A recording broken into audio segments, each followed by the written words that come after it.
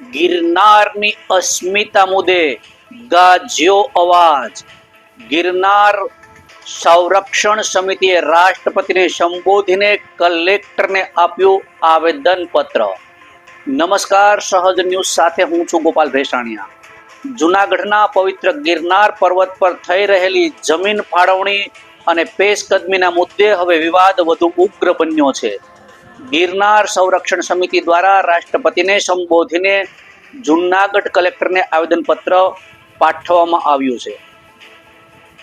સમિતિએ તેમજ સાધુ સંતોએ ગંભીર આક્ષેપ કરતા જણાવ્યું હતું કે ગિરનાર પર્વત પર આવેલા ભરતવન અને શેષાવન નજીક આશરે 2000 વાર જમીન અન્ય સંપ્રદાયને ફાળવી દેવાય છે, જેને લઈને સનાતન ધર્મના સંતોમાં ભારે રોષ ફેલાઈ રહ્યો છે.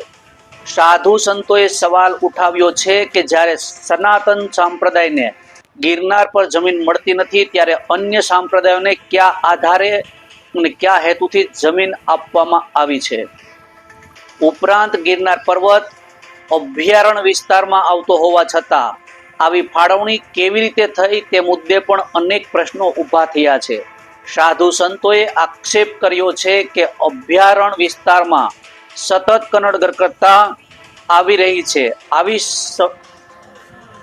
આ સમિતિએ જીવો અને જીવવાદોના સૂત્રો સાથે શાંતિપૂર્ણ ઉકેલ લાવવા અપીલ કરી છે. સાથે જ ચેતવણી પણ આપી છે કે જો સરકાર આગામી દિવસોમાં યોગ્ય નિર્ણય નહીં લે તો ધર્મપ્રેમી જનતાને સાથે રાખીને ગિરનાર બચાવો સમિતિ દ્વારા ઉગ્ર આંદોલન કરવામાં આવશે. રિપોર્ટર આશીષ વસાવડા, સહજ ન્યૂઝ, જૂનાગઢ.